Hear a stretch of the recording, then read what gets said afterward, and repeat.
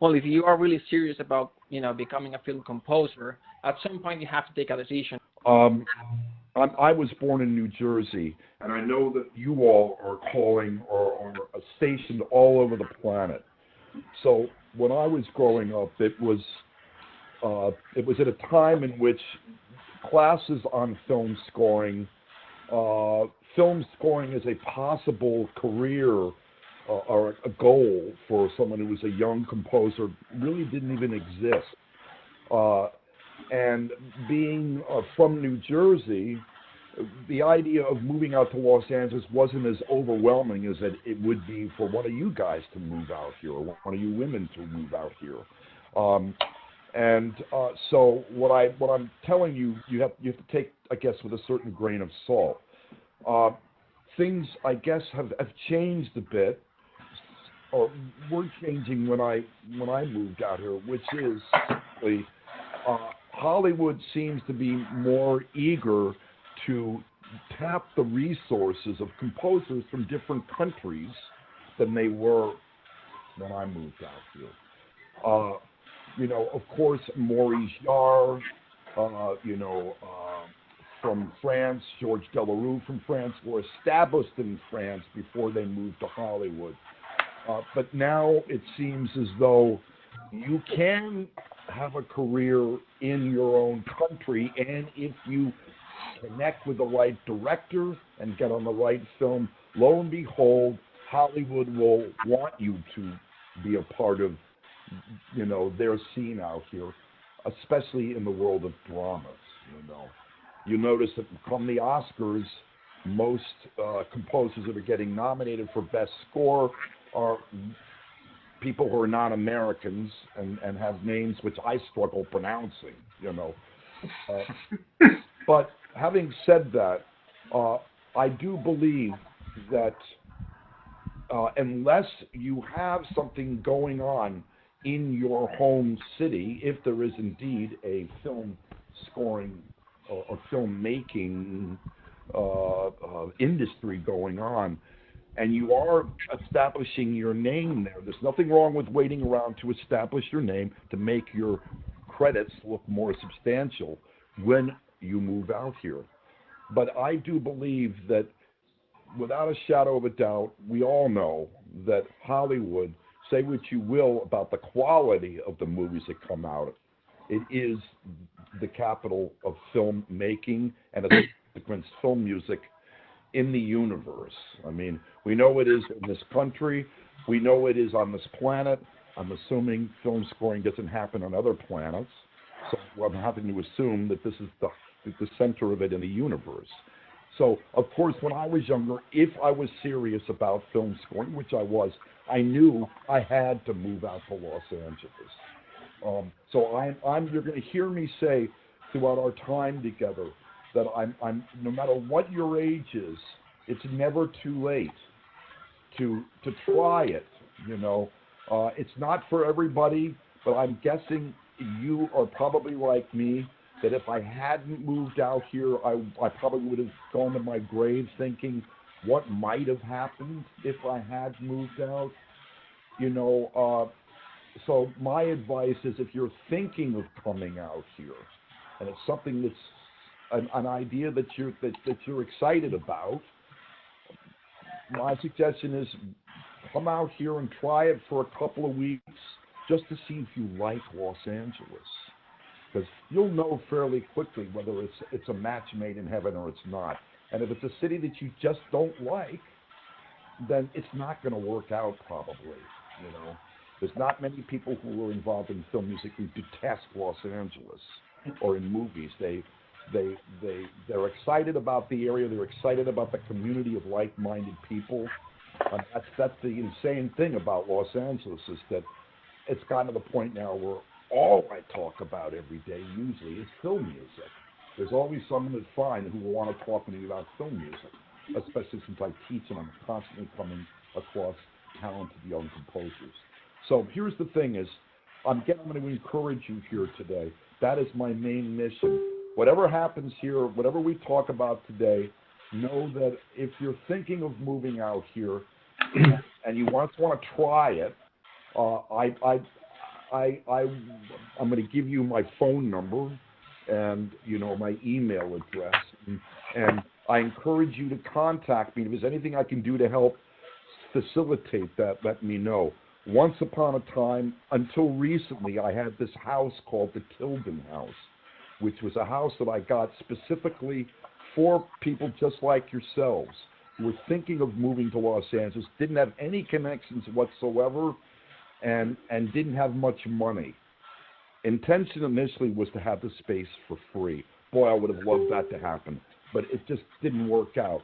The rent was always way under, I think, what was normally being asked. And it was a great kickoff. It turned out to be a wonderful meeting place for composers of like situations. Composers who were moving out here, not knowing anyone. They're put into the same space with 4 other composers who were doing sort of in the same place in their careers. They get along really well. They end up moving out and getting a place together. It was a good kickoff. It was a perfect halfway house. Unfortunately, I had to close it because it was getting too expensive and the place was falling apart. I'm hoping to do a Tilden House 2 at some point in the future on a much smaller scale. What I can offer is, if you want to come and visit for a couple of weeks, 3 weeks, there's a bedroom behind my garage that used to be my daughter's room. And I often have composers come and stay there for free. You can come and stay there for free just to check out the scene. Gary, my main assistant here, I met. He's behind the camera. Can you see him? No. He's on the other side of the camera. I met him when I was teaching in Dublin. There he is. How are you? And Gary stayed in my daughter's room, this very same room I'm talking about. How long were you there for? For 2 months. He was there for 2 months. Jesus, you bum. He stayed there for 2 months. You're married, and he has a child. So they all moved out here ultimately, and now he's working for me. So here he made the move with already being married with a kid. And so anyway, listen, I would love to have you try to see what it's like. Just don't expect miracles. The biggest mistake that so many composers make, as I did when I moved out here, was that my expectations were so high, so unrealistic, so totally unrealistic. I remember thinking when I moved out here at the age of 22 or 23, I guess it was, if I don't get a movie within my first year, it wasn't meant to be. There's something wrong with me. I was getting a lot of pressure from my parents. Like, what do you mean you want to be a film composer? Your father is a lawyer. Why aren't you going into the law business? And I said, gee, I'd love to be a lawyer, but I don't have the head for it. And I just don't. I can't stop the music from being in my head. So anyway, I would love for you all, for those of you who are thinking, you can talk to Mark about this, or I'll give you my phone number. You can maybe speak to Gary. If you want to come visit, we're welcome. We've got some people staying in there over the next couple of months. But if sometime towards the end of the summer, if you want to make a visit, we can work that out. It's free of charge. All you got to do is pay for your flight out here, and I guess money, food. And just as long as your expectations are realistic. If you're coming out for 2 weeks, don't think that you're going to get a job in 2 weeks. And don't make the mistake that so many people say, well, I'm not going to move out there until I have a job. Gary, you did not move out here when you had a job. No one does move out here having a job unless they're really lucky. Some will have internships set up, but no one has a job unless their last name is Newman, or Williams,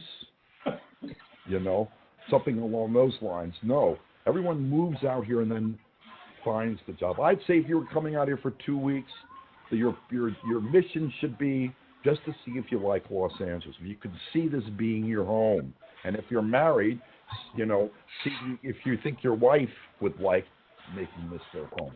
That's an important point, actually. That's an important point. Yeah, it is. That's a very kind offer. Really kind. Brilliant opportunities. They say it's a great. Tell me why. Maybe before they move here, they may have some questions that they may want to ask you. Of course, you know. So, I just have a comment. Guys, go can you ahead and ask. please put on mute? Can everyone who's not talking please click on the microphone icon to be on mute? I get a lot of background noise and echo. So please mute yourself when you're not talking. That's right. So here's what we are gonna do. We're gonna mute the mics, and whenever you want to talk, just unmute your mic. There's this little mic button next to the WebEx engine, and so just click the mic, and whenever you want to talk, just unmute and ask the question. And we are gonna do it that way. We're gonna jump right into questions. If it's okay. Yeah, sure. We can jump into questions. Okay. Yeah. Yeah. Okay. So you're free to ask Chris at the moment. So unmute your mic and then go ahead. I have a question. Yes, sir. What's your first name, my friend? Manuele. Manuele. Okay, nice to meet you, I Manuele. think the first time somebody said my name in the right way, so thank you. Okay. Usually call me Manuela, so that's funny. Okay. Where are you calling from, my friend? I come from Italy, Italy. Okay. but I live in New York City. And she's from Italy, but he lives in New York City. Okay. Yeah, that's correct. Yes. Okay. Great. My question is, what do you think about New York City for a film composer? I'm gonna tell you what I think, but I'm anxious to find out what you think, because when I lived there. When I finished college, my first stop was New York City. Again, I was from the East Coast, went to college on the East Coast. And so I realized that in all probability, since I used to go to New York as a child, that was going to be my first stop. Here's the scene: is I had no connections in New York City. When I moved out there, I had dreams of being a film composer, but I realized very quickly that I was entirely deficient in having the kind of skills that you needed at that time to be a film composer. When I got into film composing in 1980, we lost this picture. Is that okay? Yeah. Okay. Okay. In 1980, you really needed to have classical training. You know, you needed to know how to write because there was no synth anything. There was no home studio, no, working at the computer, whatever. Sample libraries didn't exist, of course. So you had to know how to write for instruments. The aesthetic that was governing the majority of movies was a descendant of the same aesthetic that Max Steiner, Eric Wolfgang Korngold, Dmitri Tiomkin, Rosha, and all those guys had established. My heroes were Jerry Goldsmith and, and Bernard Herrmann. And so those are the kind of people that I wanted to emulate. Today it's different. Today you don't have to have a classical background at all. You can come in from the pop world. You can be Trent Reznor is a great example of someone who comes entirely from a pop background, right? I don't think he ever studied classical music. I doubt it. But his scores don't show that he ever studied classical music, not the ones I've heard. But yet he's won Academy Awards. Things have changed significantly. To get back to your question, so when I moved to New York, I realized I was terribly deficient. I didn't know anybody in New York. I ended up taking night classes at Juilliard and Manhattan School of Music. My day gig was working as a stock boy at a delicatessen on Broadway right next to Columbia University. I felt like a cockroach in New York City. I was very depressed. It was the best year I ever had. I didn't know anybody. The first thing I noticed when I finally moved to Los Angeles, again, I applied to USC and UCLA. They turned me down. I went to a school in Texas called North Texas State University for a year to get my credits to the place where UCLA would accept me. They did after I got my act together. But I noticed that in Los Angeles, actually, if I wanted to go and knock on Jerry Goldsmith's front door, I could drive up to his driveway. He wasn't a gated guy. He didn't have a gated house. He used to live right by UCLA, and I would drive on my way to classes and roll down my window and park on the street and listen to him working on cues. And you could go. I didn't have the balls to go up, but my point is that to me, the main difference was that you will see if you ever come out here, composers here that are working in films are accessible. There are events that happen. You can go up and meet them. In the world, there's not very many established film composers that live in New York. Howard Shore, Angelo Badalamenti, you know, who else? Not many. You know, they all live in L.A. or close to L.A. It's a whole community of people. Listen, New York, from what I understand, at least then, and I'm assuming it's still the same, if I want to be a musical theater composer, New York's the place to be. I want to be a serious composer, classical stuff, concert music, New York's the place to be. I want to be a jazzer, you know, smart, hip jazzer, New York's the place to be. You want to be a film composer, you come to Los Angeles. Because that's what, you know, or a pop, or a rock star or a film composer. Really, LA is the place to be. I came here and all of a sudden, the doors open wide. I don't think I would have had a career if I'd stayed in New York. No, New York is a place, as you probably know. Looks like you're doing really well, though, so that's good. I'm looking behind you in the nice setting you have behind you. But I'm saying in New York City, as you know, it's terrible. It's great if you have a job and you have income coming in. If you're established, New York's a great place to be. But if you're struggling trying to find your place, New York is not very, it's not very friendly. Los Angeles is extremely stressful, the city, because you cannot find real opportunities. You just, struggling every day to find a project.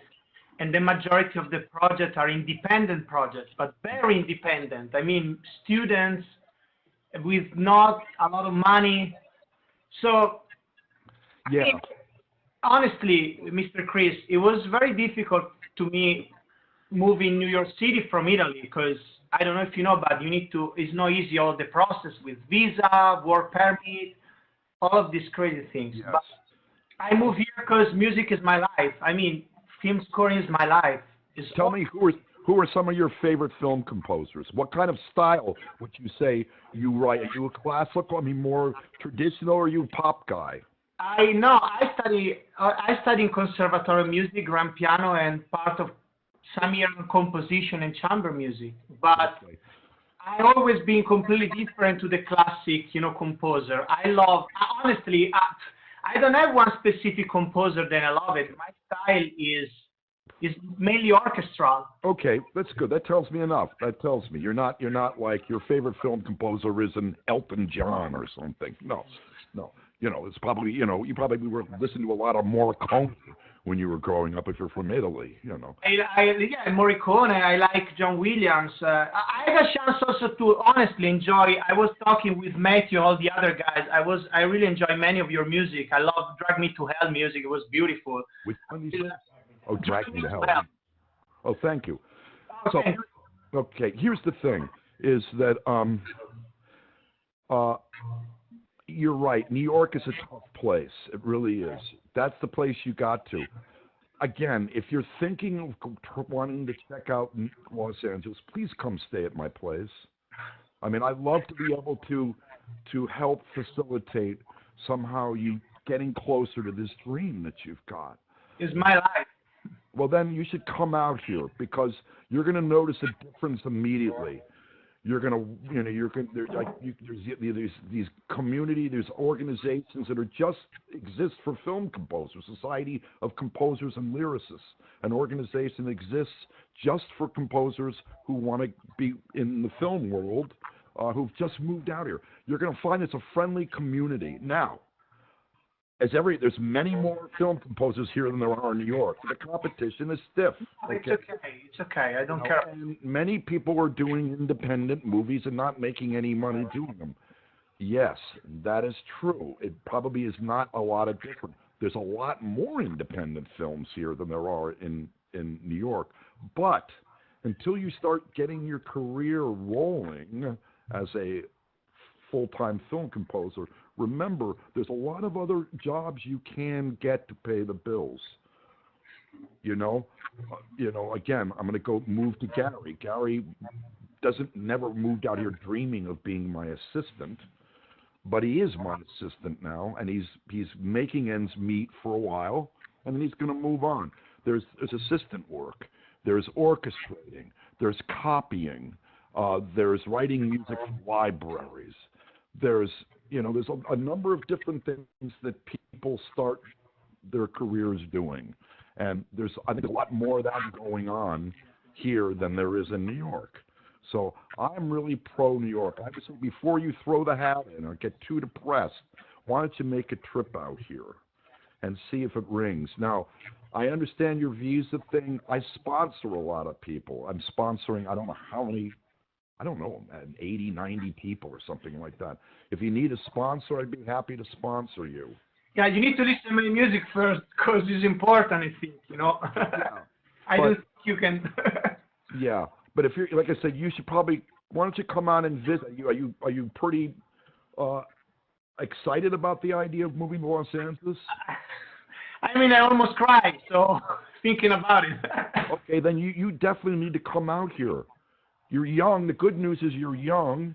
Remember, film music careers can start really at any age. It depends upon what goddamn director you happen to get lucky enough to connect with, who becomes a big star and takes you with them. I mean, I use this as an example. Gustavo Santaolalla, the Argentinian guitarist/composer, did his first movie score when he was in his late 40s or early 50s or whatever it was. And bam, he happened to get connected with the right director, and before he could count to 10, he had not one, but 2 Oscars. Okay? I go back to Max Steiner and Eric Wolfgang Korngold. They didn't start their careers until they're in their 40s. Okay, remember that John Williams. Remember before John Williams was John Williams, he was Johnny Williams. And I could play you some of Johnny Williams' early scores, and you would have no idea it was the John Williams we know today. Listen to this. If ever you're feeling really down and you're thinking like, I stink, John Williams is the best composer in the world, who am I fooling? Well, listen to the scores he was writing when he was your age. Things like Not With My Wife You Don't, Penelope, How to Marry a Millionaire. These are light comedy scores which are really kind of bad,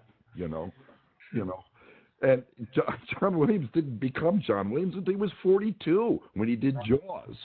And all of a sudden, boom, he had the right movie. He was 42, and bam, he's a star overnight. Had he not met up with Spielberg, had he written the Jaws theme for Piranha 5, we wouldn't be talking about it. But it's just, you never know. But John Williams, again, wouldn't be John Williams unless he lived in Los Angeles. If he lived in New York, no John Williams. Okay?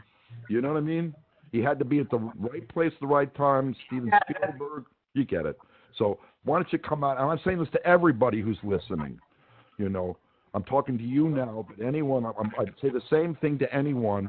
Please, I'd love to, if you would like to make a visit, but you don't know anybody, and you have no place to stay, and you don't have the money to stay anywhere anyway, we'll try to work something out where you can come stay for a couple of weeks or something at my place. Thank you. Does that help answer your question a little bit? No, it's all about it. Thank you. It's everything. Okay. Thanks so much. So I'll give you my phone number. Should I get my phone number now? Please. Yeah, I'll give you my cell phone number. Now, here's the thing. I'm going to give everyone my cell phone number. Here's the thing. Don't bother calling me and leaving a voice memo. I never get back to those. But text me. I'm pretty good at getting back to text messages. Very good, actually. And then, if you show an interest in wanting to come visit, I'll turn you over to Gary, and Gary will take care of setting up the details. But here's my cell phone number. It is 310.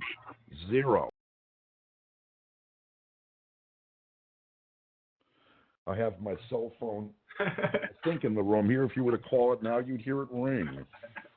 Here it is. You call it, you'll hear it ring. I guarantee you that is, in fact, my cell phone number. So please text me, and my prescription to you is set up a trip, come on out here. See if you like it. Okay? Thank you very much.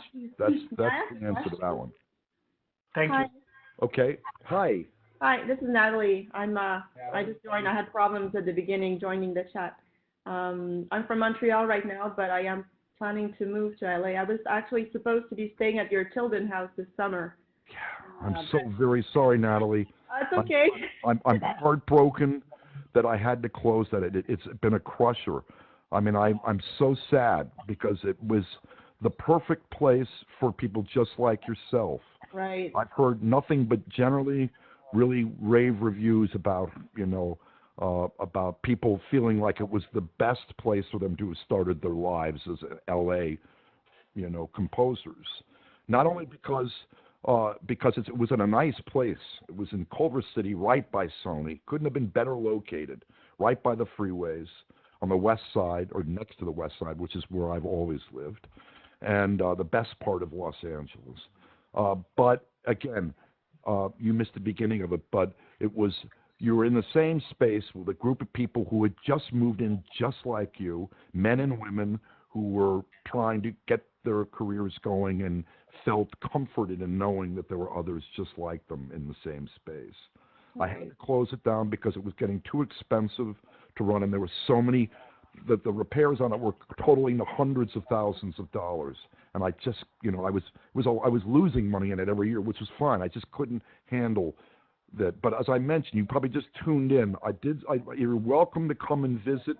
If you want to visit, you're welcome to stay in my daughter's room. I have women coming in and out. There's nothing funky or weird about me, We just had a woman who came that I met in Dublin who was there. I've had women come and stay there all the time. I barely see them. The room in the back there is disconnected from the house, and when you lived there, just going blank. Gary, I'm sorry. Gary is my assistant. He lived in that back room. You were there for 2 months. How many times did we see each other? A handful of times. So you're living in your own world. Think about that. Okay. Thank you. You're about to move out from Canada, right? I was born in San Francisco, so I'm lucky to have dual citizenship. So oh, okay, great. That's really easy for me, but I have a son, so I'm doing this gradually, and probably next year we'll be able to make the move. But okay, great. So you know, I mean, from San Francisco, you certainly know the California way of life. Yes. And Los Angeles is not that different from San Francisco. Right. Okay, tell me more about your background then. Tell me, how did you fall in love with film music? Well, I've always loved film music, but I wasn't into it until later in my life. I'm a violinist. I started when I was 4 years old, and so I did all my classical studies, did competitions, became kind of soloist for a few things, and then switched to jazz, pop world, did a lot of studio, a lot of live TV. I'm the solo violinist of The Voice in Montreal now, so I've got that kind of side, and it's a lot of fun. And while I was on tour, I decided to take some arranging classes, fell in love doing that, with that, and then that got me to orchestration and the whole Berklee certificate in film and TV, which I finished a couple of years ago. Okay. And I started scoring for TV in Montreal, so I've done a lot of production for local TV here. Okay, great. Fantastic. And your dream is to ultimately move to Los Angeles. Yeah, for the music, for the weather, for all the good reasons. Yeah, well, good stuff. Do you know many people? Are you connected in any way to other musicians, violinists or composers? I started to track for a lot of composers. I do remote tracking, so I've started doing that for a lot of people in LA. Last year I was interning at Michael Levine. Oh, yeah, sure. I was there for a couple of months last summer as well. And I did the SDL Composers Mentorship in New York. Oh, that's fantastic. Okay. Chris Agin and Greg Pliska and all that gang. Okay. They helped me along too. So. Okay, great. Well, you know, again, I'm going to say the same thing. If and when it comes the right time for you to make the move out here, if there's anything I can do to help facilitate that transition, I'd love to help out. If you need someone to talk to before you come out here, as soon as you move out here, whether you stay at my daughter's place or perhaps even, knock on wood, another Tilden house, you know, if that doesn't exist or you're off doing your own thing, I still would love to help you make that move, you know. I don't know, what's the Toronto film scoring scene like? Well, I'm in Montreal right now. Toronto. Oh, Montreal. What I say? Toronto. I meant Montreal. I've been to Toronto. I go to Quebec. I mean not Quebec. Ottawa. Yeah, I was sort of, my summers I used to spend north of Ottawa, so I know Ottawa very well. I've been to the Toronto Film Festival. Right. You know, I know there's not much film anything going on in Ottawa, but a fair amount going on in Toronto. How about Montreal? Well, Montreal is a rather small scene for, I mean, budget-wise, they don't have a lot of budget, and so it's a handful of people that do it with very limited implementation possible. So, yeah, it's very limited. Okay. I mean, there's a lot of talent and good things coming out, but it's nothing like LA. Yeah. Okay. Is there anything is there something specific that you're dying to pick my brain about? Well, actually, I'm just right now I'm at the point of trying to figure out, am I going to try to get into remote or assistantship somewhere that, you know, I'm in my 40s, so it's not like as if I was 20 or something, but I have enough experience. I have too much experience, I was told, to be an intern or, you know, even basic assistant, but I'm like not known at all in LA, so they kind of fall into chairs, you know, between chairs. Right. So that's where I'm at right now. Are you able to do internships? Are you willing and able to do? Well, I did that with Michael Levine last time, and I contacted, like, both people at Remote Control told me I was way too qualified to do the internship there from what I've done already. Well, I'm a member of the Emmys. I have enough credit to be a member of the Emmys, but it's just that I've done stuff here, so it's kind of transitioning to, you know, so it's a tricky spot. I'm not exactly sure how to go about it, but maybe I can call you later and Well, I mean, you know, in terms of interning, if you're able and you can afford to intern, that is a great way, of course, to get your foot in the door. I'm sorry that Zimmer thinks you're overqualified, and that's not a bad thing on one hand, but that is a hot place to be for sure as an intern. But there are other options. That Zimmer passes on you doesn't mean that because you're in your 40s, you're going to get passed on by everyone. I'd be delighted to have you come here as an intern. Again, I'm the first to admit that I'm not Mr. Cool, super happening composer right now. If you're going to intern, go intern with Michael Giacchino or Brian Tyler or Tyler Bates or, you know, someone who's kind of younger and happening. That'll be good. But you're welcome to come here for sure. You know, you'll get something out of your time here. But I understand what your situation is. I do. But remember, just because you're in your 40s doesn't mean crap. And by the way, I'm just looking at you right now. Again, it's through a camera. You don't look like you're in your 40s. And remember, What's that? I try not to. Yeah, well, you don't look like you're in your 40s. And remember, no one tells the truth about their age in Los Angeles. That's a fact. You know, you think actors, when you, first of all, no one dares ask actors how old they are. Their birthdays, it's a forbidden thing in Los Angeles. No one has ever asked me how old I am on my birthday because they're terrified I will ask them the same question on their birthday. So, listen, I learned from James Horner. I went to UCLA. He went to UCLA. Through the aid of a very brilliant publicist, James Horner never got older for about 6 years from the age of 27. For 10 years he was 20. For 6 years he was always 27. And can you believe he did Star Trek 2 and he was only 27? Can you believe he did such and such movie and he's only 27? And I'm going, oh, wait a second, that was 3 years ago he said he was 27. People cut years off all the time. I'm just asking you to think about that. No one's going to ask you how old you are. That's your secret, okay? You look like you're in your 30s or your late 20s. I don't know, but you know, that's something you can keep. You don't worry about it. Age means, you know, if you wanted to be an actress, okay, maybe we got a problem here. But as composers, don't feel like the time has run out. You know, I teach at USC. I've gone and taught at different places all over the world, and there are women who are much older than you who have managed to make things work out. There have been women who've gone through the USC program who were in their 50s. It's not your year, for sure. He was 45, okay. So there's women who've been in that program who were in the 50s. I wish I could, one of them is teaching at Cal State Northridge in the film scoring department now. And I'm going blank on her name.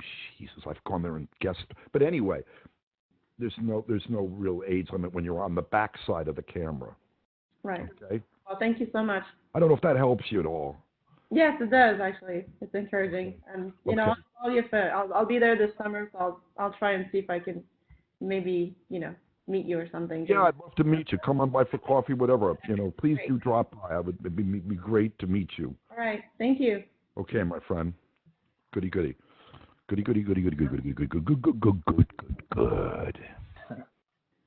Chris, this is Dave. I'm from Salt Lake City here in Utah. Okay, Dave. How you doing? Hey, good. How are you? Glad you're doing this for everybody. Well, I'm thrilled to be doing it, Dave. I've been to Salt Lake City. I used to record in Salt Lake City quite a bit. Oh yeah, where at? I did. There's a period where there was the first right to work state, and if you were trying to do things non-union, and you were located in Los Angeles, you would fly to Salt Lake City. I think I did 4 movies in Salt Lake City. I did most of them in that church. The church, you know, they converted into a recording studio. I know the one. The engineer that I used to go there with hated that place because usually the second engineers were all messed up and they would accidentally forget to put the machine in record. There was also the problem that it was right on the route of the what do you call them, garbage trucks. Yep. And right, it's where the garbage trucks go by. And you'd be recording. You'd have to stop a tape because of the garbage trucks. Yeah, that's the ambience for sure. Yeah, and it's just they had a weird. I loved hanging out with the orchestra, but they did have a weird attitude about film scoring. It was sort of beneath them a little bit, and they kind of screwed it. They blew it because of that. Then people started going to Seattle, and now you don't need to go anywhere. Now through with Source Connect, you can connect with any orchestra anywhere, anytime. So. Seattle's not as big as it used to be. Right. Yeah. I mean, Salt Lake's got an okay, film scene. Sundance is out here. Go to that every year, and it's pretty. Salt Lake, right? Yeah. I mean, not LA, of course, but it's okay. Yeah, I've been to the Sundance thing too. Right. That's in Salt Lake. Right. Of course. Or outside of Salt Lake. I've been there a bunch of times. Yeah. Okay. The Sundance Institute is great. The Sundance Institute, they only accept 6 people a year, but if you can get into that, that's a pretty good program. Anyway, so you're located in Salt Lake, and you're young. I'm sure a very talented composer. Thanks. So what are your thoughts? Do you have a question? Yeah. Well, one question. I mean, these guys all had good questions too. Mine is, so you come to LA, you were in New York first, and you don't get a gig for a while. Right. A year or 2 years, whatever it may be. What keeps you going? What's your motivation? And I know that's a little generic, but my question is more, okay, what's realistic? Yes, I mean, if I have the love for music, okay, cool. What else? So, do you have goals along the way to get to your final goal? What are those? Something kind of a little bit more specific, other than what's just your motivation. Something that we can kind of take to heart and make up for ourselves. Okay. I'm assuming you're not a rock and roll star, nor are you somehow connected to a family that's big in the Hollywood film industry, music industry, whatever. If you had those connections, then of course doors open up for you immediately that wouldn't open up for you otherwise. So that you don't have those connections means you're going to have to go through the system just like most everyone else does. Now, as I mentioned just a little bit earlier, the killer for most composers who move out here, is that they have completely unrealistic expectations, and they make the mistake of assuming that if things don't happen as quickly as they imagined they should have happened for them, that they quit really quickly. It usually happens in the first year. I say to my USC students when they're graduating from the program that I teach at every year, where I met Mark, is just survive the first year. Just survive. Remember I used to say that all the time, just survive I still say it. If you can survive the first year, then you're on the road to success. Just get through the first year. And so many composers make this terrible mistake of thinking, especially from USC, hey, listen, I just graduated with a very substantial degree, or now it's a master's degree in scoring movies. I'm not going to work in McDonald's. There's no way I'm going to do that. Well, I say to that composer, you better start taking lessons on how to flip a burger, because you may have to work at McDonald's. So here's an answer to your question. I don't want to be snug about this, but be ready when you move out here to do a job that you in a million years wouldn't have imagined yourself having to do at that moment. They say it's, what is it, paying your dues? I don't know what they call that, the phrase that they use, but I've noticed that a lot of this younger generation, the major difference today is that a lot of composers seem that the entitlement factor seem to have risen, which is, I'm not going to pay my dues. I've got this degree. I've spent all this time in school. Why should I have to do this crap?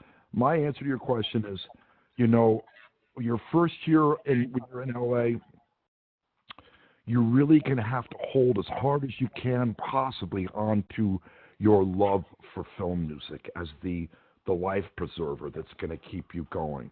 I say to my students half humorously, if you were put in a position where you were asked to jump off the Golden Gate Bridge in the name of film music, get ready to jump. I would never ask you to jump, but there's going to be those times when you get so fucking depressed that you're bawling in tears and thinking, what the hell am I doing? What am I doing? Why am I doing this? That's not very reassuring, but the smart thing to do is to come out here just knowing that may be the case, to be willing to do stupid, day gigs. Yeah. When I moved out here, I had 2 gigs that sort of kept me going for a while. One was I was a taxi driver, and I'm probably the worst taxi driver in town. I have this terrible sense of direction, and this is before, what is the name of the GPS? GPS, yeah. Yeah. Google Maps. Before Google Maps, you had to use the Thomas Guide to get you around. And then I worked as a gopher at a rock and roll studio, and that was really great. I was just working in a big studio, rock studio called Cherokee. They're out of business now, but they had bands like Foreigner was in there, The Cars, Toto. Cool. Yeah. These kinds of bands were in there, and I was like their runner. You want to get beer? I'll get you beer. You want what drugs do you want? I'll try to get them for you. Nice. Yeah. But Well, anyway, luckily I have an engineering background and degree and an engineering. You have that? So. You have that? Yeah. Okay. I'm a little older than I look, but you know we're not supposed to answer our age, right? So. You don't have to tell me. You look like you're in your. I would say you're 34. Ouch! I'm not that old, but okay. You're not that old. No. I'm sorry. Maybe I do look a little older than I thought. Oh well. Oh, I'm sorry. That was stupid of me. Fuck, you look 23. What am I talking about? There you go. Thanks. Sorry, man. I'm so sorry. Oh, I'm just kidding. No, but I have my glasses on. I'm blind, without them. Oh, not a problem. Okay, but here's the thing: oh, sorry. Go ahead. Their first year, I've often said that maybe a lot of USC students they get internships.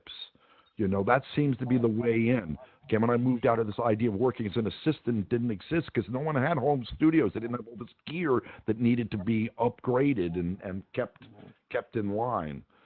Again, when I moved out here, Jerry Goldsmith, those are the guys that I worshipped, and he sat at home with his upright piano and would write pencil to paper. And those sketches were in his handwriting, and they go off to his orchestrator, Arthur Morton. He didn't need anybody. Arthur Morton would hire assistant orchestrators, but composers didn't have assistants, nothing like that. They didn't have interns, not really. Now it's common practice. So if you don't mind doing the intern thing, which I suggest you, whether you mind it at all, you better do it. Be willing to do it, because that can turn into something meaningful. And it gets your foot in the door, and you get to see how things go, how they go. And like I said before, there's nothing wrong with bypassing an old-timer like me and going for someone who's hot and happening, because you'll get something out of that. You'll get something out of here, too, but at least with them, they're working on some big hot movie that's about to come out, okay?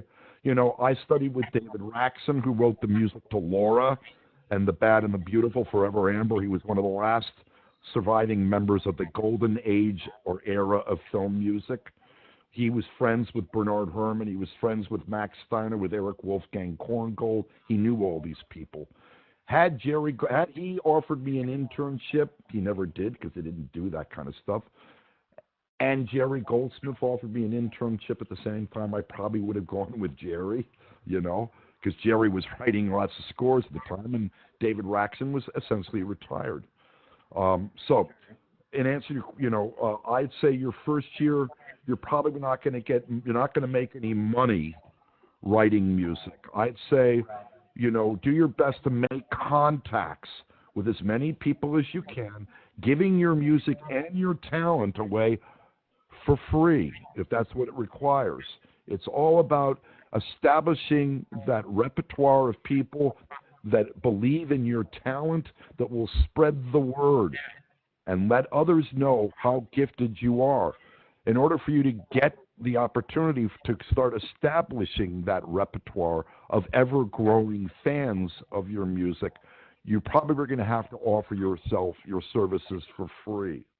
So my thing is survive the first year, do a non-musical job if that's what it takes, intern, assist, and if you get any writing gigs at all, you should be looking for things that are not paying, and you should offer your services to as many people as you can so that you develop a repertoire of people who believe in you and spread the word. Had I not gone to UCLA, had I not worked with as many student directors as I did, I don't think I would have had a career. I look at the first 30 movies or 25, 30 movies I did, and I see that somehow the reason why I got these is because of a connection, a student connection I made at UCLA. Now, did every single one of those students, directors that I work with, go to make a feature themselves as a director? Absolutely not.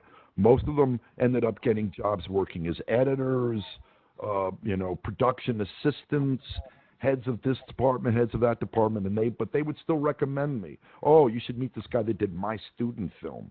So take on as many films as you possibly can, whether you think they're the worst thing you've ever seen, just because you start developing a repertoire of people who will believe in your talent and spread the word. And you never know down the line which person is recommending you to which person who recommended you to that person, to that person, to that person, and finally that movie happens for you. Does this make sense? Get out there and do it, right? Basically, get out there and do it, but don't make the mistake of over expectations, especially your first year. Survive your first year. If you survive your first year, you're on the road. You know what I'm saying, Mark? Do you agree with me? Yeah. And for the people who's not from here, if the first year you survive and get the visa, you're ready to stay. And get the visa thing. Like I said, I'll be happy to sponsor you if you're from another country. But if you are here for a year with the how do they call it after the OPT? Yeah, okay.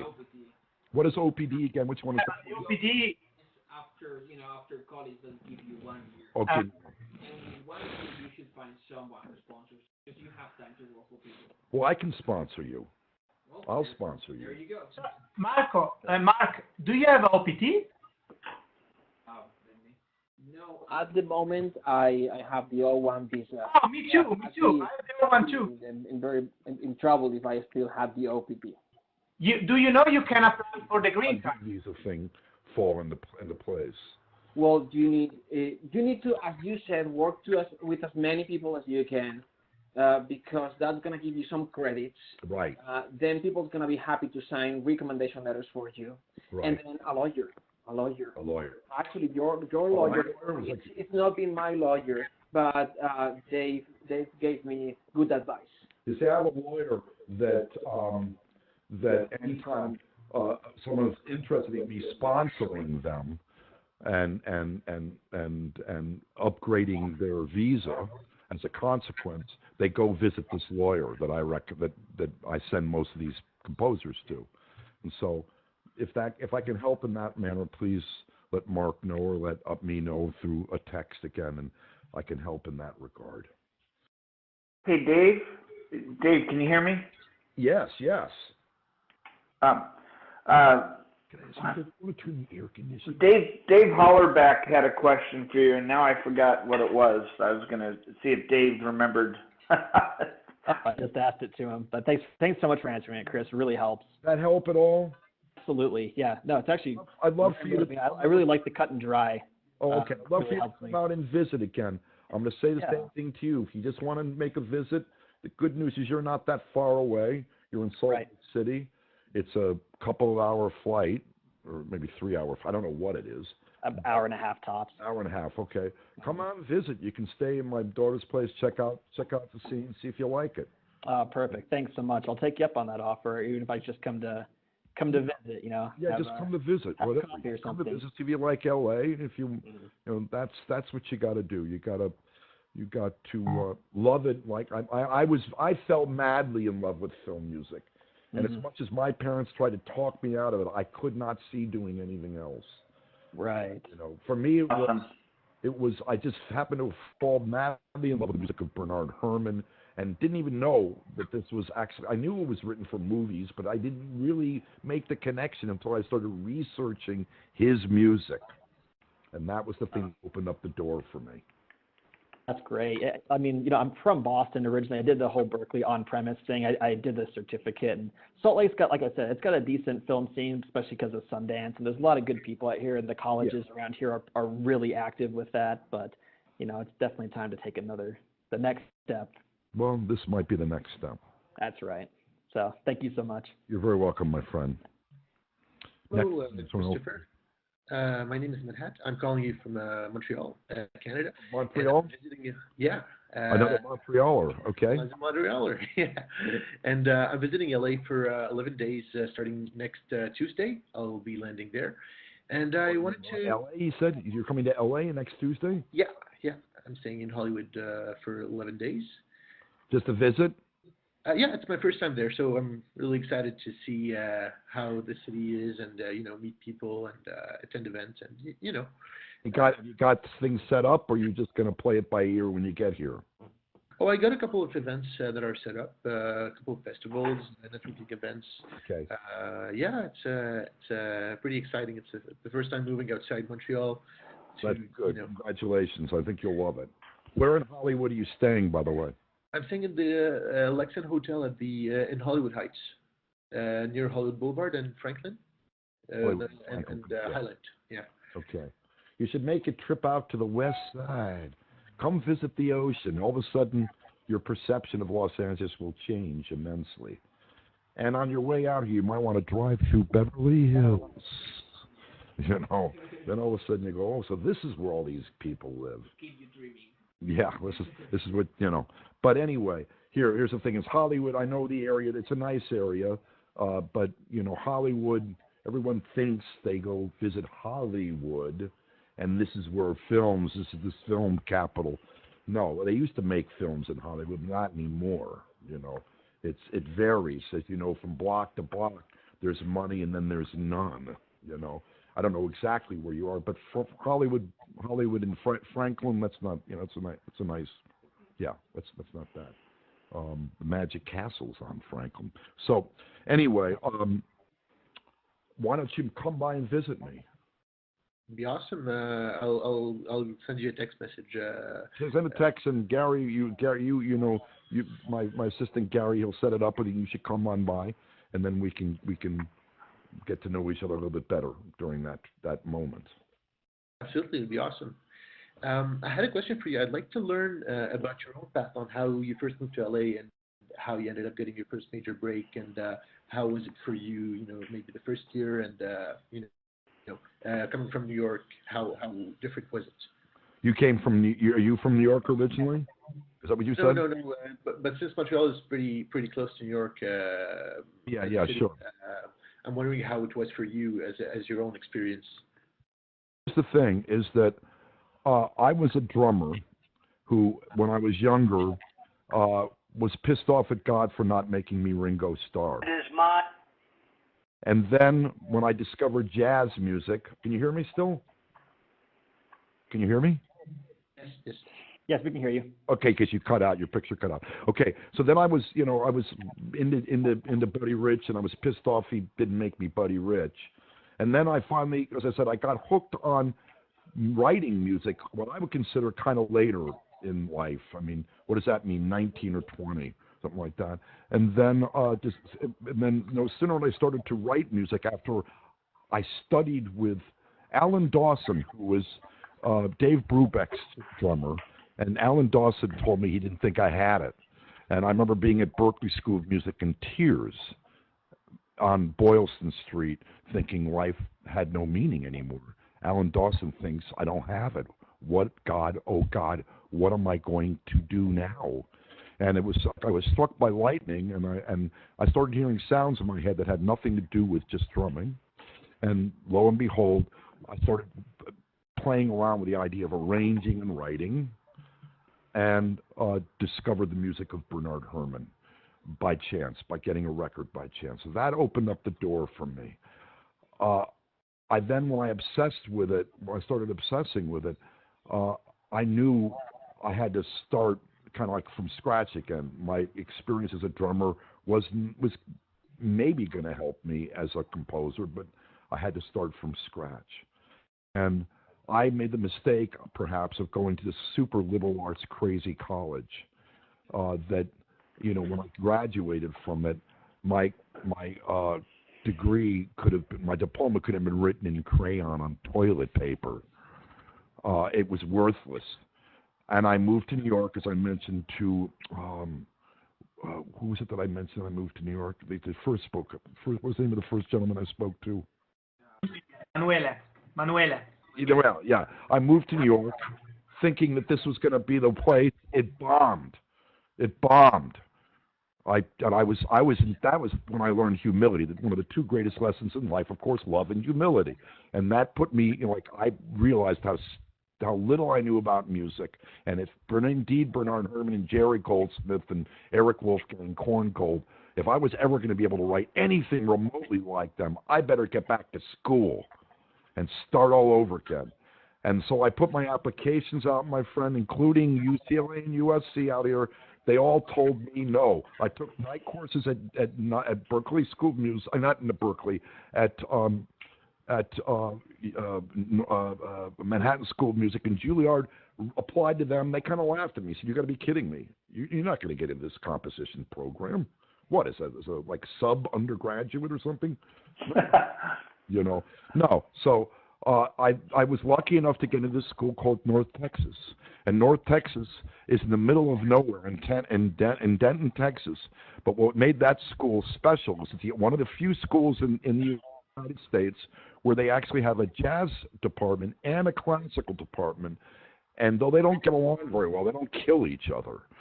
At the time that I moved out here, that's when the big band thing was still happening. And if Buddy Rich was looking for a new trombonist or a hot young trumpet player, he'd stop by North Texas and snatch one of the hotshot players there. Stan Kenton, Woody Herman, all these bands passed through there. So I went there for a year. I hid away for a year.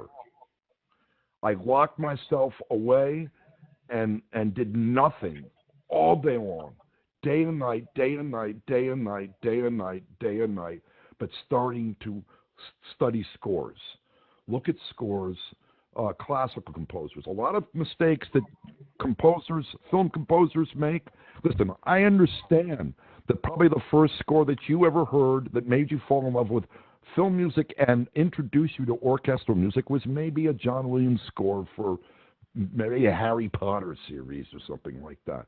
Again, when I was younger, it was like a Star Wars or something like that, you know. And so many composers, their diet of orchestral music is exclusively movie scores. That's not good. That is not good. I would suggest if you have the desire to write for orchestra, and you're a John Williams fan, and I've never met a composer who's not, a John Williams fan of sorts. John Williams is not John Williams because all John Williams did was listen to Eric Wolfgang Korngold's film music. No, of which, of course, his music is somewhat comparable. It's because he spent a lot of time studying classical scores. I just happen to love all that 20th century stuff. I was big into the Polish school, Penderecki, Lutoslawski, Xenakis. All these guys really excited me. And, of course, a lot of films that I ended up doing were horror films. And that language was very valuable to help get me through music that required clusters, and really excessively dramatic music. So I went to North Texas. I had applied to UCLA and USC. They turned me down. I spent a year there, reapplied. I knew the guy who was the head of the guy who was running the electronic music lab at UCLA happened to be the best friend of my mother. The half-brother of my mother's best friend. And so he actually got me into UCLA. Now, I go out there and I don't know anybody. I study with David Raksin. David Raksin was, again, the composer, famous Hollywood composer. If you want to hear one hell of a great score, there's two scores I can recommend. Laura, it's an old classic black and white film noir movie. And it's a great example of a monothematic score. The main theme is introduced in the main title, and the whole score is kind of held together by varying that one theme. As you know, back in those days, film scores were really nothing more than theme or themes and variations. Those were the primary, that was the meat and potatoes of what you needed to be able to do as a composer in those days. Nowadays, you go into a movie and you hear a score, and from one cue to the next, there's no continuity. There's no passing of a theme throughout the entire score. Am I kind of right, Mark, on that? It's changed quite a bit now. Yeah, it's changed quite a bit, but once upon a time, you need to come up with your handful of themes and then figure out a way to vary them. As the story develops, so much your themes. Anyway, I move out here. I see David Raksin's on the faculty. I'm scared shitless. I'm not allowed to study with him my first year, but I go, fuck it. I think I cannot wait a year before I get into a classroom with David Raksin. I actually call him on his phone at his house, and he's grumpy, and he gets on the phone and goes, what do you want? And I say, I really want to take your class. Well, I don't know about that. I'm not sure we can accommodate you. I said, please, I've moved out here. I want to study with you so badly. He goes, okay, come to my class tomorrow, whatever, next week. The head of the composition program thought I had absolutely no talent. I went into his classroom, and he would send me away saying, you know what, you might want to consider going home. And I was in tears. Literally, I'm not making this up, man. My first year out here, I was in tears every day because the head of the composition program did not think I had any talent. By the way, he hated film music. He and David Raksin wouldn't even mention his name. He refused to mention his name. Raksin thought he was a lousy composer because he didn't know how to write a melody, and anyone who couldn't write a melody was not really a very good composer, and from his point of view. I go to David Raksin's class. Are you still following me here? Is this good? I'm telling you this story for a reason. I go to David Raksin's class. My first cue, finally in the spring semester, I write for a scene. David Raksin records with a student orchestra and conducts my cue along with everyone else in the class. Then we have the review the following week. Guess what David Raksin said to me about my first cue? Chris, my boy, I'm sorry to say, this cue's not good. And I, of course, the class, I'm Young, my last name is Young, so I'm probably the last guy whose cue is reviewed.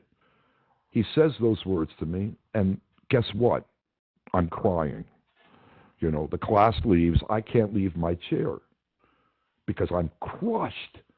David Raksin, my hero, tells me my cue stinks, and the guy across the hall, who's the head of the composition program, also thinks I stink. What the fuck am I doing in Los Angeles? And so I was heartbroken. And David Raksin came to me, and I'll never forget this. He put his arm around me. He said, Chris, my boy, just remember, this is just a cue for a class. Now, next week's cue, just think 1, 2, think about this, think about that, try. And of course, I'd stayed up all night for like series of nights to make that cue, first cue perfect. I stayed up more, like 8 days a week. I was up, as opposed to 7 days a week. We put the next cue up. He records it the following week, and then he reviews it the week afterwards, and he goes, Chris, my boy, better. And it was by the third cue he finally said to me, Chris, my boy, now that was a good cue. And that's, in my case, that's all I needed to hear my first year. That's all I got my first year to keep me going my first year. David Raksin liked a cue of mine? The guy who wrote Laura?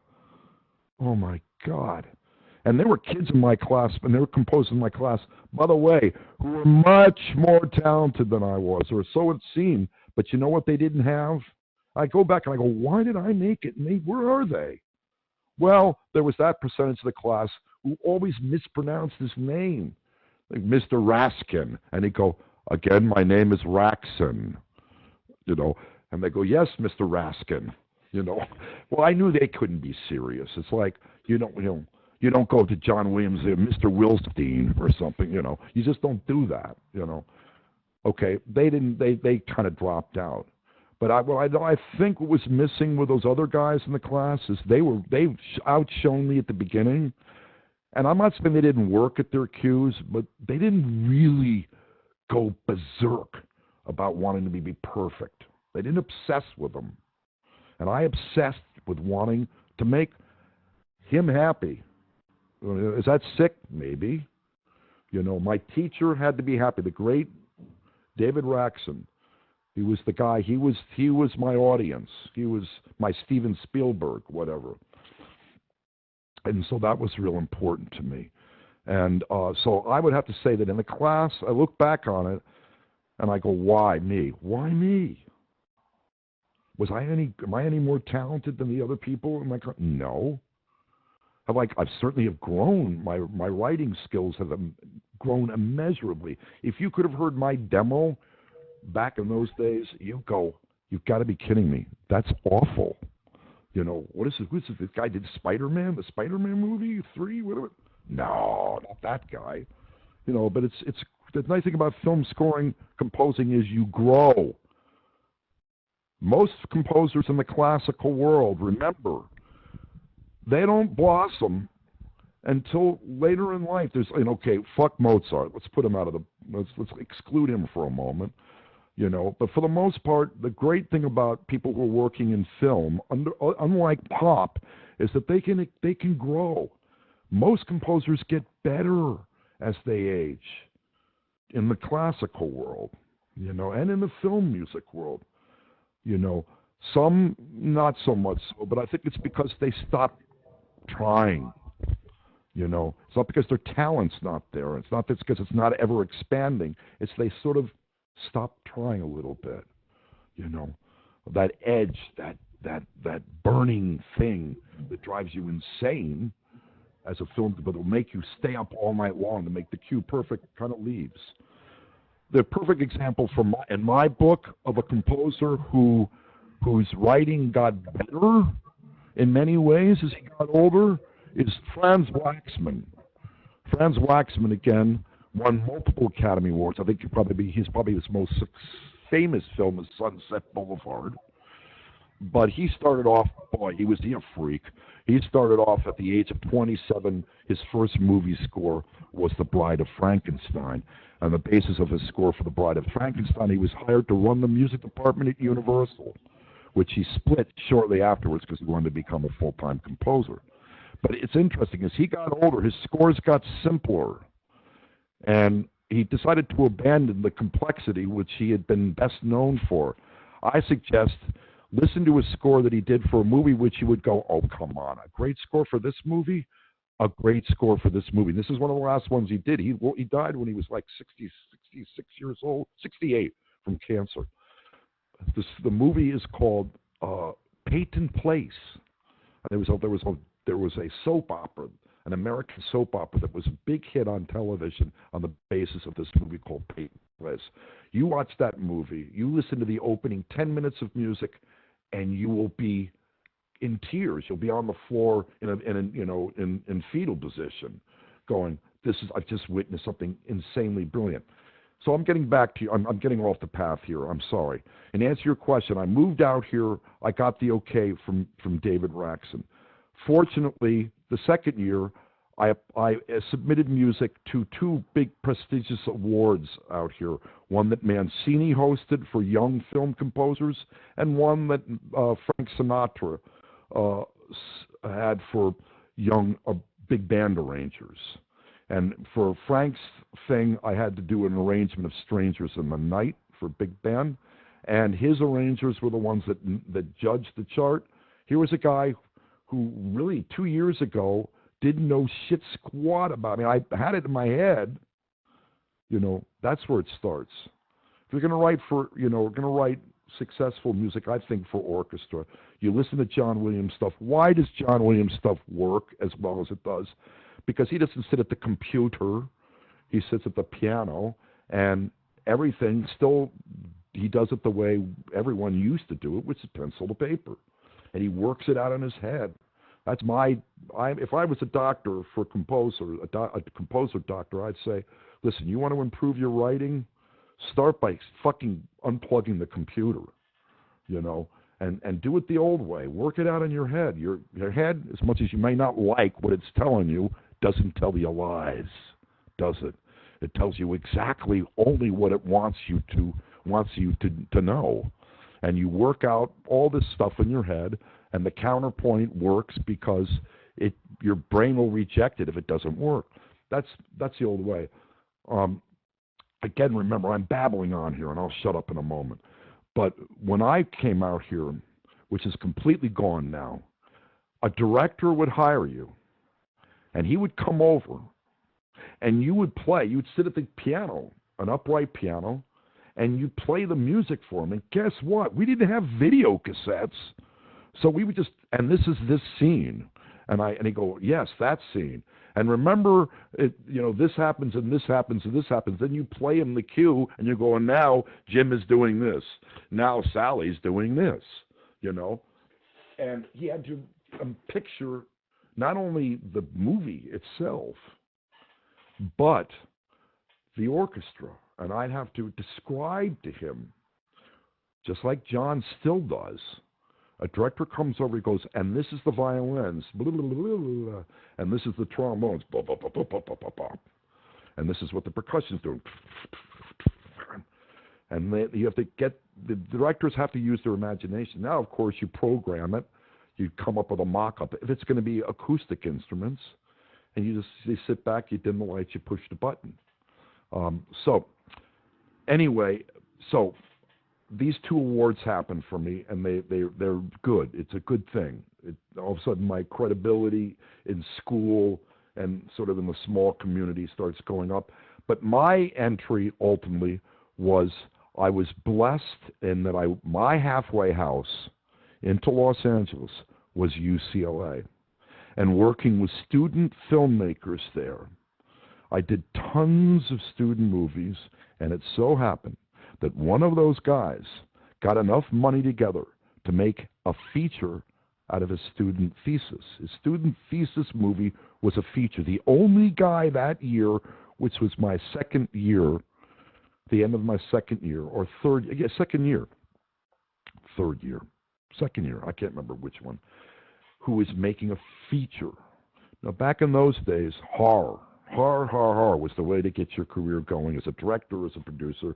Believe it or not, in the United States, nearly every week, and every other week, a low-budget horror movie would come out.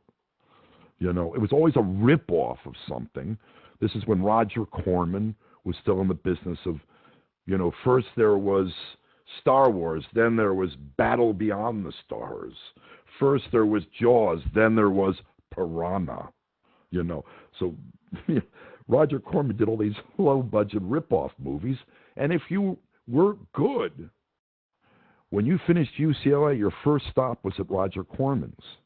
And so I was lucky enough in that I did this movie. This movie was called The Dorm That Dripped Blood. And it actually had a number of people who went on to be very successful. The guy who did the monster makeup on that low-budget, cheesy, unwatchable movie ended up getting an Academy Award for Bram Stoker's Dracula, the monster, the Gary Oldman Dracula stuff. He did that. The guy who was the runner on that movie ended up becoming a writer, and his film credits include things like The People versus Larry Flynn, Ed Wood, these kinds of movies.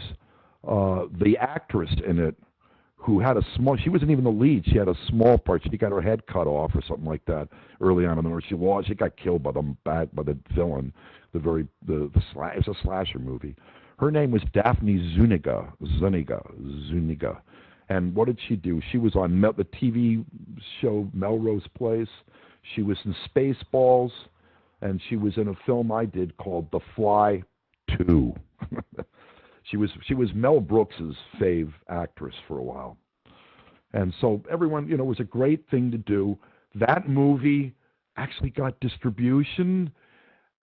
That film didn't do very well, but I did his next movie called The Power, a low-budget Power, that he had a screening in Westwood and invited all the music department people and agents to come to this thing.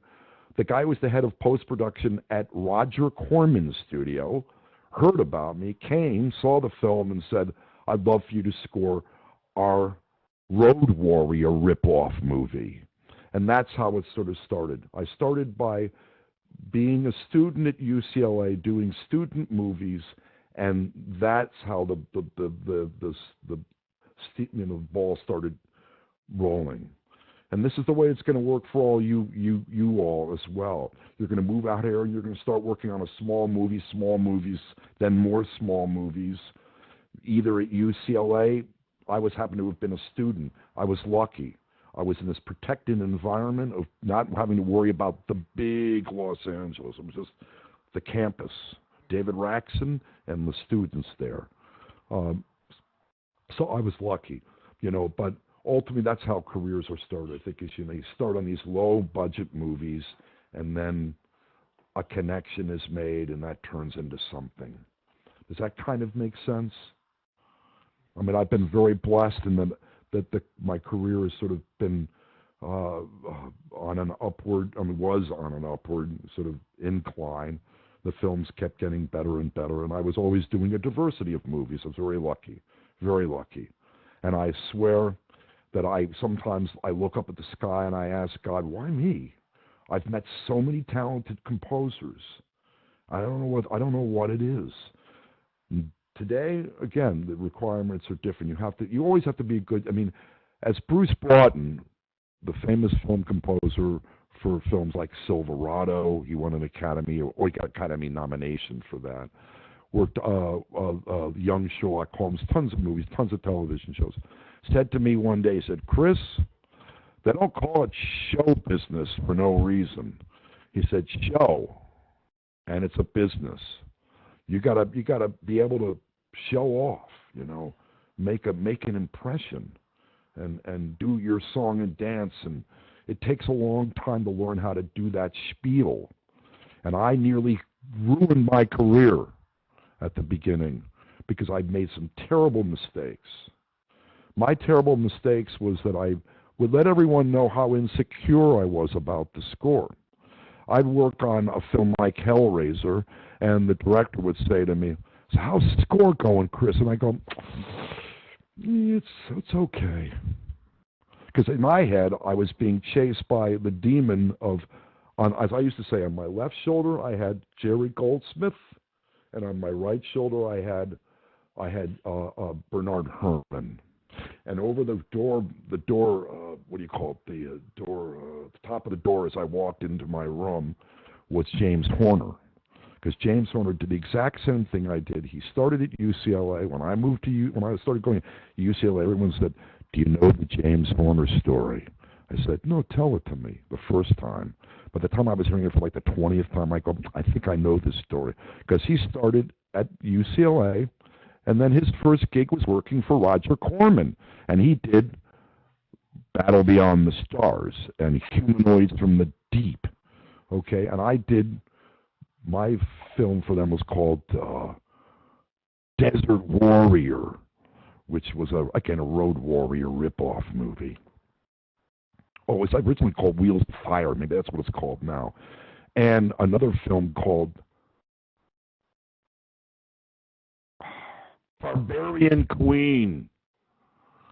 And unfortunately, the star in that woman, and that was, why have I just gone blank? It was the woman that Phil Spector killed, Lana Clarkson. Lana Clarkson was the actress in that movie. I knew her. So sad. You hear about, Phil Spector, the famous producer, the one that went crazy and he ended up shooting an actress and is in prison now. She was in that movie. Anyway, that's how I started. I started by doing these low-budget movies, as did James Horner, and I could not stop thinking about comparing myself to these guys. And what I was doing was never good enough. And the rumor, the word was, don't listen to what Chris says about himself, because he's going to talk his scores down. But wait till you go into the scoring stage, you're going to love it. Pay no attention to what he says. And I realized I had to shape that up, man. We all make mistakes. Every composer makes mistakes. So in a way, you're saying that you have to be a little bit, like being a little bit cocky and showing off a little bit sometimes helps here? Yeah, you have to be cocky. I'll tell you a story that, again, a lesson I learned. When did it shift for me? It shifted for me. I was called in to replace some John Barry music for a film called Playing by Heart, I think it was. And that film had Sean Connery in it. It had Angelina Jolie was in this. It was like a cast of 1,000. And the famous John Barry, they weren't happy with his score. And John Barry, at the end of his career, decided, fuck them. They get what they get. If they don't want it, the hell with them. I'm not going to change it. So I was called in to replace it. And this is like days before the film was coming out. And I remember the producer coming up to the studio, And he was nervous as all nervous could be. He was a smoker just like I was at the time. And I remember him pacing around in the room here, and I realized right then and there, he says, "Is this going to work out? Isn't it going to work out? It's all going to be fine. You're going to make, you're going to do what we want, right? It's going to work. I don't have to worry." I said, and I realized right then and there, all I had to say to him was, "Don't you worry at all. This is going to be great. Don't think about the music. It's going to work just fine. Can I get you a cigarette? What can I get you? Coffee? Let's get you some coffee. Sit down. You want to make some calls? Let's set you up in the room over there. Let me get you cigarettes, coffee, set you up with a telephone. Don't you worry about the music. You're going to love it." And the music, I think, was some of the worst music I ever wrote, but they adored it. Well, there are some composers who are very good at convincing. Oh, yes. Mm-hmm. Oh, yes. Oh, yes. And it's important in a way. It is. Because no matter how good your music is, if you help them be convinced about it, it's going to be easier for it to be approved. Yeah, you have to be really good at this, my friends. That's what Bruce Baldwin said, show business. You have to be good at selling yourself. You have to, the minute they walk in the door, and you got a director walking in the door, it's show business time. It's show and tell. You have to put on a smile. I always have, if I know the director likes Dunkin' Donuts or some, he has a specialty food or some kind of beverage he likes, I make sure we have it here. If it's a movie, a film that I've done with him, I make sure those posters are on the wall when he walks in. I try to set the thing up so he's gonna have a good time. And I always say, you're going to love this score, even though 12 seconds before he walked in the room, I may be panicking, thinking it's the worst thing I've ever written. But it's about putting them at ease. It's the end of the line. Music is the last thing that they've got that's going to help fix the film. Basically, it's how can you fix this film with the music? It didn't work out the way we thought it was going to, and your job is to assure them they're going to love it. And there's so it's sell at the end of the day. There's a person who actually is good at selling, right? Which is the agent. There's a question about agents. Who had that question? I'm sorry, I'm spending a lot of time answering questions. Yeah, it's Matt. I had the agent question actually. Okay, what is your question about agents? Yeah, I'm just wondering. There's a couple composers that I know that are younger and stuff, and they were fortunate enough to get an agent who's been able to connect them with the right people, and one of them got an internship at Remote Control through that and stuff. And I'm just wondering, should you rely on getting an agent, or should you just grind yourself, and if your music's good enough, someone will find you? Yes, as they say, I don't know what composer is this. I mean, what agent is this? Excuse me. What agent is this? Yeah. I have no idea. I don't know any information. It was a friend. Nobody would have heard of him at this point. He just got this whole thing, so he said he was able to get that through his agent and whatnot.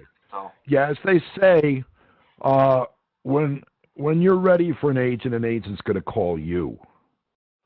Okay. Back in the old days, once upon a time, actually when I moved out here, there was still this, it was rapidly becoming past tense, where an agent would seek out someone who didn't have the credits, but whose talent they believed in. My very, very first agent was precisely that sort of a person. She was a woman who worked for what was then the best agency in Los Angeles. They were called Bart Melander, and Bart Melander represented virtually everybody but John Williams. And those who were, because Alfred Newman's brother, what was his name? Oh, God, I can't remember what it is, had an agency, and those who were friends with Alfred went to the brother's agency. But Bart Melander had they had Mancini, they had Bernstein, they had Schifrin, you name it, they had them. And she was an assistant there, an office manager. And going back to that story about when I invited all the agents to that screening in Westwood, she was the only one who showed up, other than the music department person at Roger Corman's place. And she discovered me at that time and said, I think you're going to have a future. John Debney was one of the other people. John Debney has gone on and had a remarkable career. Probably his biggest movie was Elf. Elf is one of his big movies. But John and I started at the same time. And she said, okay, you're not there yet, and I used to get together with her on weekends, and we would go over the films that were happening. And when she asked the apartment landlord if they would take her on as an agent, they said no. Then she ended up going with a guy named Robert Light, who was an agent, probably at the bottom of the totem pole at that time. And that's how things started for me. Again, at the end of the day, even though her heart was in the right place and she wanted so much for me to become big, she didn't have the connections. It's you have to make your career. Do not sit around waiting for an agent to make your career. There's only one agent I've ever really had, and I've been through pretty much all of them, who actually did get me films that I would not have gotten. Most of them do nothing. Absolutely nothing. I hate to say that. Yeah. Except collect their 10 to 20% from you. You know, they're right there when it's time to collect the money and help negotiate the deal. But they're not hunting down gigs for you. You know. Yeah. Okay. But at the same time, unfortunately, with agents, the worst thing you can do is start bitching at them. Because the minute you start bitching at them, they shut down. They go, oh, fuck, not Chris again. Who's on the line? I've locked myself in the bathroom or something. No, I don't want to speak to him right now. And so it's a tough one. I'm always thanking my fucking agents. For what reason, I don't know. And I've bounced around, and I feel, quite frankly, I made some big mistakes with my decisions with agents. I was once with, at that time, and still perhaps is the most powerful agency now, called Kraft Angle. Kraft Angle, they represent Danny Elfman and tons of other composers. But I was with them, and it so happened that before it was Kraft Angle, it was Kraft Benjamin. And Lynn Benjamin used to be the head of the film music wing or branch at ASCAP. And guess what? They started she left, and Richard said, come join me. Let's become agents. You'd be a perfect agent. She knew everybody in town and had a thing with composers. She knew composers well. They have an affair. And so, of course, it ends disastrously. She leaves. She decides she wants to get into managing composers. I'm the only composer she wants to manage. The first order of business, because she really believed in my talent, first order of business was get as far away from Richard as possible. And so I got away from Richard, and he never forgave me. And his then up and coming and now partner Laura Engel, and she's probably the best. She's the best agent in town. She actually gets her composers jobs. I'm now with Voss Vangelis, who has been in the business forever, and he was with an agency called First Artists, and they had a falling out, and he's solo. Total believes in me. Great guy. We have a great time together. It's just he's not doing much of anything for me or I think anybody else. I mean, he's got some star composers on his roster, but they bring the work into him. So in answer to your question, my friend, is do not depend upon agents. Got it. Even if you were John Williams, I'd still say the same thing to you. Don't wait for the agents to get you work. You have to get it. And by the way, that is why Hans Zimmer is an absolute fucking genius. Businessman, yeah. absolutely fucking brilliant. You know, say what you will about his music. There is nobody in town who is better a salesman than he. I've heard that from so many people. And it's true. It's true. He's absolutely beyond brilliant at doing it. You know, that's why you can intern at his place. You don't see him that often, but it's just to watch him in action, you know, would be a lesson into itself. There's others that are also really good at selling. Smooth talkers good at selling themselves. Yeah, that kind of brings me to something else real quick too. Is what do you find? I mean, and this probably changes over time as culture shifts and the movie industry shifts. But I mean, at this point in time, what are directors really looking for in a composer? Like, what is most attractive? Obviously, they got to make good music, but I mean, outside of that, what are some characteristics directors are looking for? I would have to say that, well, for starters, as a general rule, let's not forget Hollywood is about youth. Okay, for the most part. When I moved out here, the jobs I was getting were the jobs that David Raksin, who was in his 60s when I was studying with him, or maybe even in his 70s, wished he could have gotten, but I was a young, new, hot guy on the block. And so young, new, hot guys are always a plus, you know. So youth does play into the picture. The quality of the score, I don't mean to sound condescending here. I'm not placing a judgment. I'm not saying it's bad. I'm just saying it's different.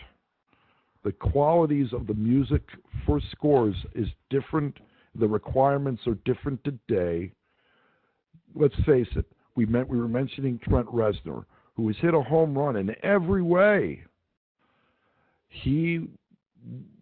If he tried to get his career going in the 80s, he wouldn't even gotten a job as a copyist, you know. So I'm saying the music, the pressure to come up with outstanding music is not as important anymore. Certainly, writing a great tune for a movie is gone.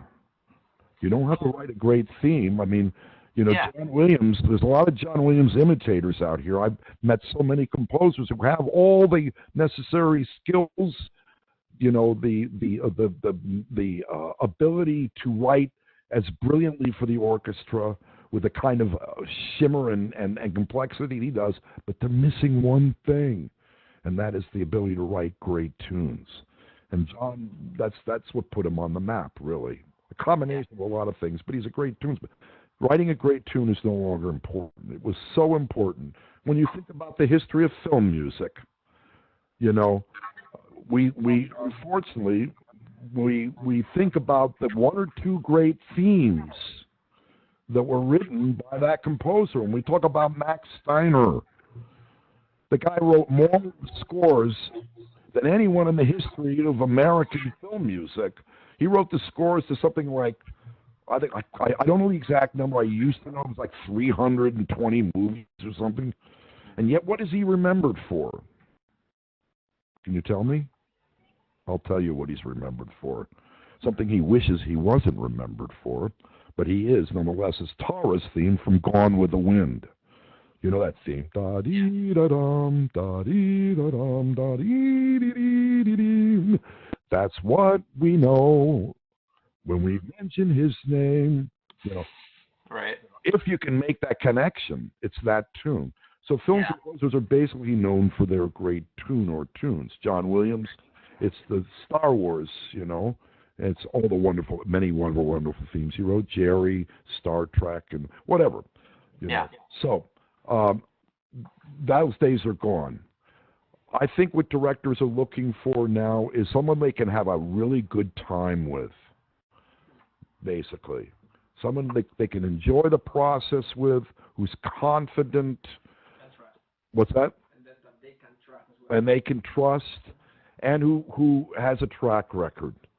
Who has a track record. I'm thinking now of a guy named Brian Tyler, who is probably a textbook example of someone who just is hits home run after home run after home run. He's great at drumming up business, of being the guy who's there to sell to the director, you're going to love this. And I heard a story, by the way.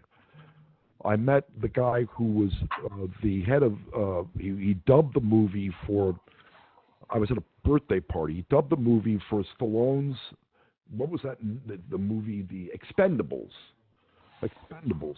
And he Brian Tyler did the score for that. And he said, I was just like in awe or amazed that if everyone connected with Stallone during post-production, it was what's his name again? Brian, not Tyler Bates. Brian, who was able to calm down Stallone by telling him what a wonderful movie it was. And Stallone loved having him around because he put him at ease. And it got to the point where Stallone said, and I quote, once I had Jerry Goldsmith music helping my Rambo films. Now I have you, Brian, doing the exact same kind of quality music for my Expendable movies. All you have to do is listen to two scores and go, wait a second, did he lose his hearing when he started filming these movies? I mean, there's no comparison. So music, quality music is part of it. It's more the show and tell part of it, I would say, right? Not even the sound quality, because like 5 years ago, you didn't need to write super high quality music, but the sound quality, the production had to be good. But these days, it seems not even the production. Sometimes. Oh, really? Yeah. Sometimes they compromise with these new Netflix. Not all of them, but there are some of them that didn't even need for the sound quality to be. Okay. But yet Zimmer redefined things in that regard. And I don't know enough of John Powell's stuff, but I've heard John Powell helped redefine the need to produce the scores in a remarkable way. Production became an important. It's like pop music. The production almost is more important than the substance itself. I mean, it's a reflection. Film music is always a reflection of popular culture. And it seems like melody's not as important, and it's more about how you produce your material. Which is kind of a shame, because I miss that. It's always awesome to have a theme that you can remember. You leave the theater with that theme, you know. That was always cool to me. Oh yeah. I'm totally with you on that one. I still hang on to that in my own stuff. Yeah. And that sort of made me somewhat a dinosaur these days. I still stop not wanting to write a tune for these movies. Hopefully there will be another shift and those melodies will come back. How are you feeling? You answered a lot of questions today. Okay, I think if you know, I mean, I'd stay forever, but I have stuff I got to do downstairs. Yeah, it's almost 2 hours. Have I answered the questions? How many people? Are there more people who've got tons of other questions? Have I answered? How many other questions are still to be answered? Well, we have 40 people joining. So there's 40 people. So yeah. Well, when we got 32. What we can do is for our next one maybe, or for them when they come to LA, for them to answer directly to you. Are they going to be? Are the 32 going to be pissed off? I don't think so.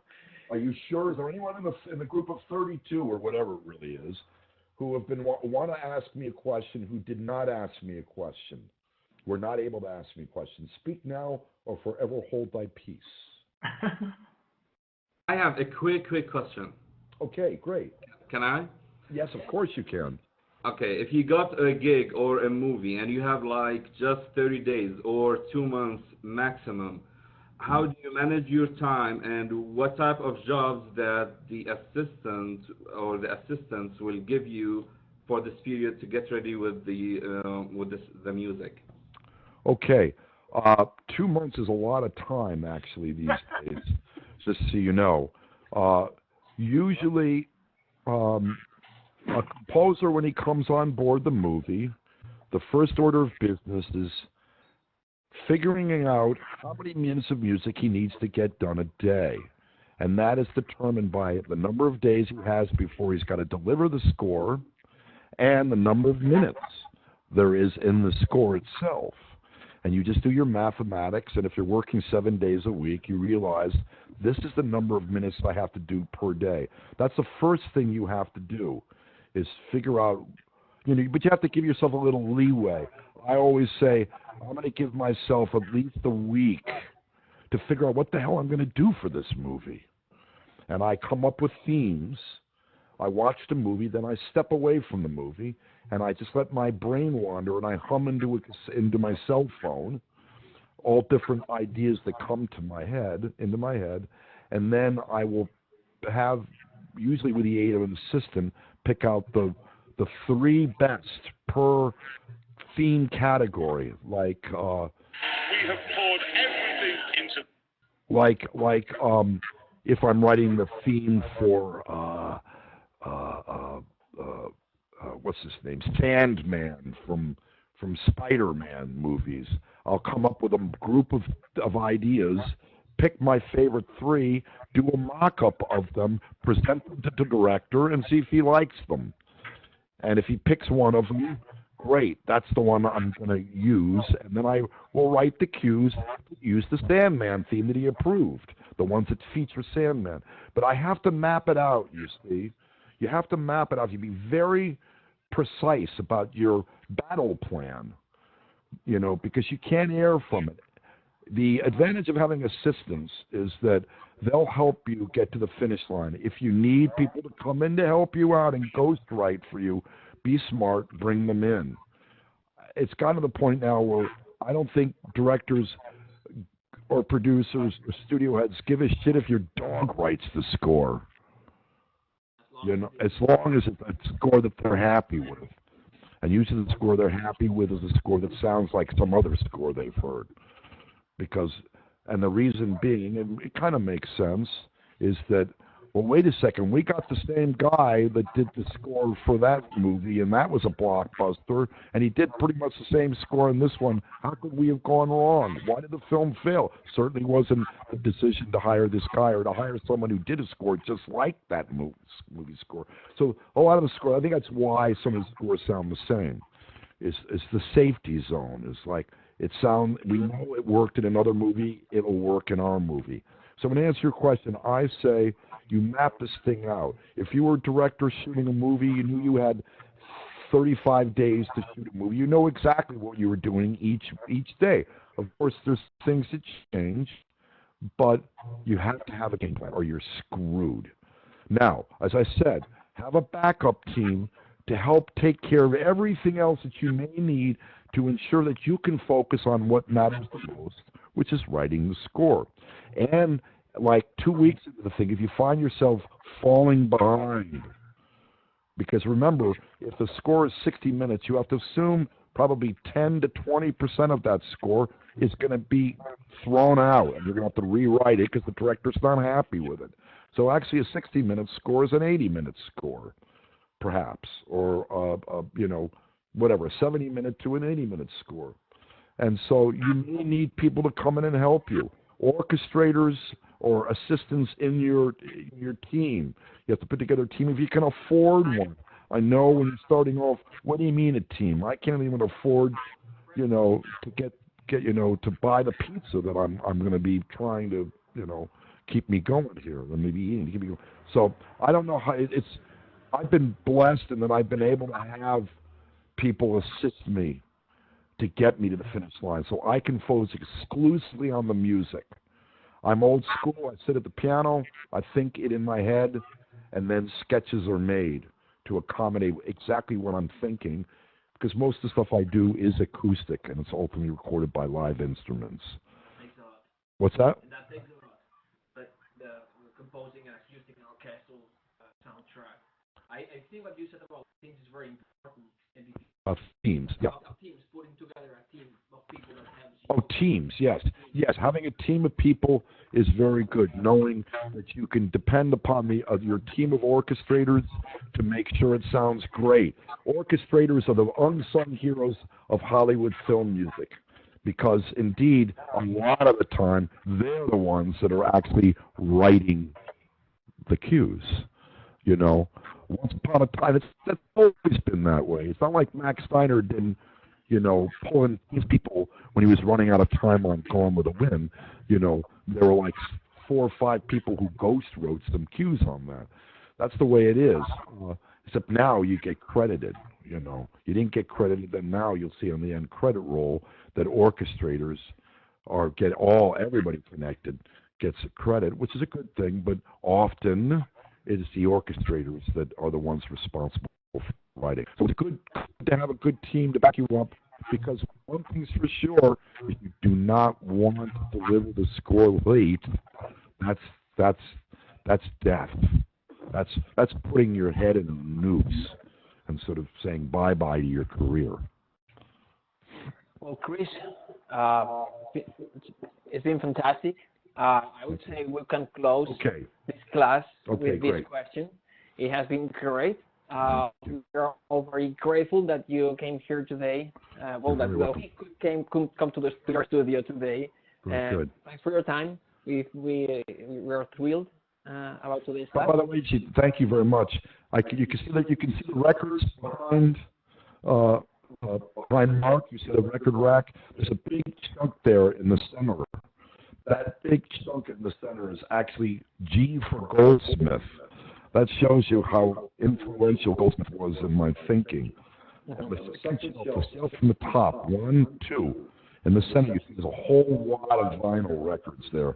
That's Gary Goldsmith. Anyway, listen, it's been great to meet you all. I certainly hope for those of you who are thinking of moving out to Los Angeles that you maybe take me up on my offer to come stay at my place free of charge. If not, definitely please contact me just to let me know you're coming into town. I'd love to meet you. And if there's anything I can do to help pave the way to make things a little bit easier for you, that'd be great. And in addition, if you'd like me to sponsor you, we can try to work that out as well. So until we meet again, thank you very much. Well, thank you, Chris. Keep the faith. Get your ass out here. Don't give up. And yeah, bye-bye. I guess, yeah.